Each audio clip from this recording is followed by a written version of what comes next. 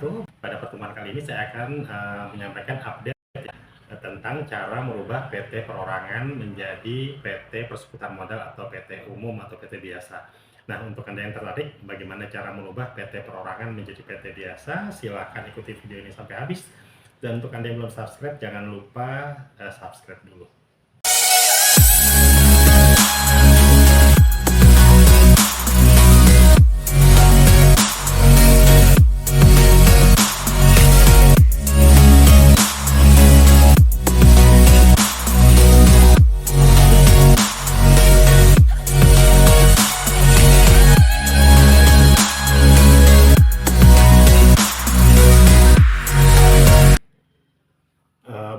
Bapak Ibu para pengusaha sekalian, sebelum kita mulai kami ingin sampaikan kalau nanti Bapak Ibu ada pertanyaan atau ada usulan video apa lagi yang harus kami buat, Bapak Ibu bisa menuliskannya di kolom komentar. Dan kalau nanti Bapak Ibu juga membutuhkan bantuan untuk merubah PT perorangan Bapak Ibu menjadi PT perusahaan modal, Bapak Ibu bisa mengunjungi web kami di www.mitrausahaindonesia.com atau melalui nomor WhatsApp yang tertera berikut ini. Atau kalau misalnya Bapak Ibu mau mentraktir kami kopi agar bisa lebih semangat dalam membuat panduan-panduan berikutnya, Bapak Ibu juga bisa mentraktir kami kopi melalui link yang kami sediakan di kolom deskripsi. Pada video sebelumnya kami membuat panduan cara merubah PT perorangan menjadi PT persekutuan modal adalah dengan menutup dulu PT perorangannya, baru mendirikan PT persekutuan modal yang baru. Hal itu karena memang pada saat kami konsultasi dengan Kemenkumham, memang seperti itulah jawabannya ya. Jadi kami diminta untuk menutup dulu, baru membuka kembali PT persekutuan modal dengan nama yang sama. Namun pada 9 Januari 2024 lalu, melalui akun Instagramnya, Kemenkumham telah memberi pengumuman bahwa untuk merubah PT perorangan menjadi PT persekutuan modal, itu tidak lagi harus menutup PT perorangannya, tapi bisa langsung dengan menggunakan akta perubahan melalui notaris. Dengan demikian, maka sejarah PT perorangan kita itu akan ikut ke dalam sejarah dari PT persekutuan modal kita yang baru. Jadi dengan demikian reputasi atau riwayat perusahaan kita tidak mulai dari awal lagi ya, tapi dimulai dari sejak PT perorangan kita berdiri. Lalu apa sih syaratnya agar PT perorangan kita bisa menjadi PT persekutuan modal? Jadi kalau kita merujuk pada pasal 9 Peraturan Pemerintah Nomor 8 Tahun 2021, untuk PT perorangan harus merubah jadi PT persekutuan modal dengan dua alasan. Yang pertama, jika pemegang sahamnya sudah lebih dari satu orang ya, karena PT perorangan kan hanya boleh satu orang saja. Atau yang kedua, jika operasional atau modal usahanya itu sudah tidak lagi memenuhi kriteria sebagai UMKM, atau sudah kalau sekarang ini sudah di atas 5 miliar ya, modal atau operasionalnya sudah di atas 5 miliar, maka itu sudah tidak boleh lagi PT menggunakan PT perorangan, dan mau nggak mau dia harus merubah menjadi PT persekutuan modal. Lalu bagaimana kalau kita belum mencapai 5 miliar tapi kita ingin merubah jadi PT persekutuan modal? Itu boleh saja ya.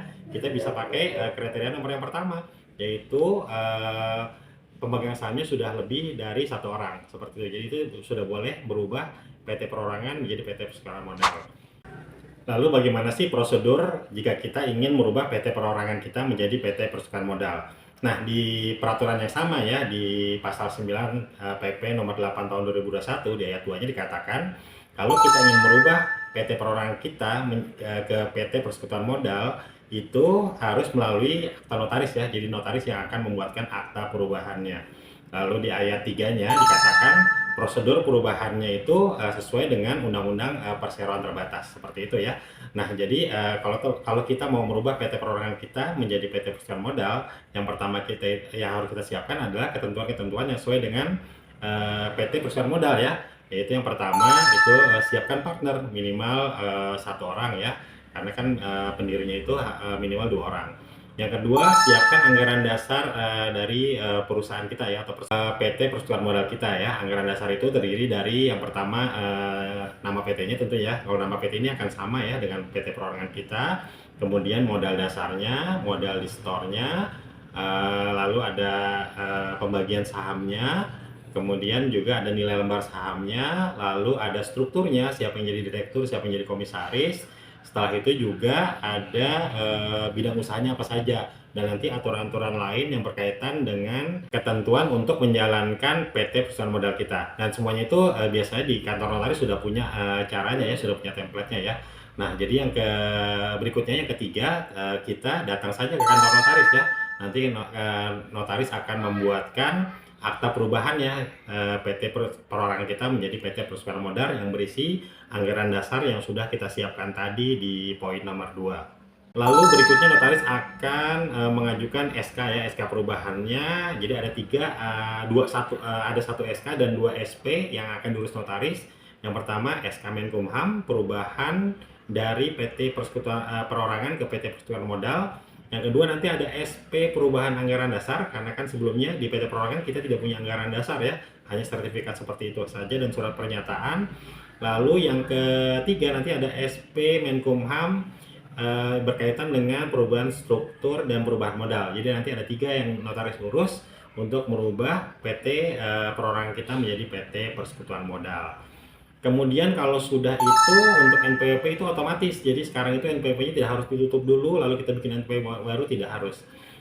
Jadi cukup nanti secara otomatis akan berubah melalui proses notaris ya, akan berubah NPWP kita dari NPWP PT Perorangan ke NPWP PT Persekutuan Modal. Jadi nanti untuk nomor NPWP itu akan sama ya, tidak berubah ya, tetap nomornya akan sama. Nah, ini akan memudahkan kita, jadi kita tidak perlu lagi urus-urus untuk perubahan NPWP-nya. Paling kalau nanti dibutuhkan, jika kantor pajak membutuhkan, kita paling perlu mengupdate saja data kita ya, karena kan sebelumnya kita belum pernah menyerahkan akta dan NPWP dari pengurus kita. Nanti mungkin pada saat pelaporan itu kita perlu update data saja. Kemudian yang masih manual ya, proses berikutnya yang masih manual adalah untuk OSS-nya ya. Jadi pada saat video ini dibuat, sebelumnya saya disclaimer dulu ya, mungkin nanti akan berubah.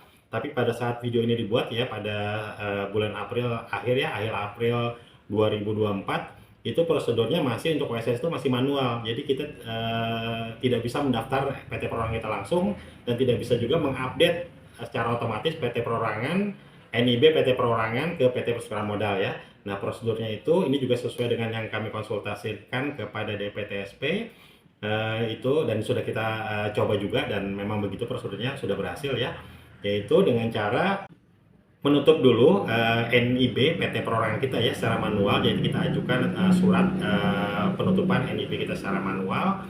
Kemudian baru kita bisa mendaftarkan NIB baru untuk PT Perorangan, untuk PT Persekutuan Modal kita. Jadi untuk NIB-nya nanti nomornya akan berubah seperti itu ya. Jadi kalau NPWP-nya tidak berubah, untuk NIB sendiri prosedurnya tidak akan berubah seperti itu.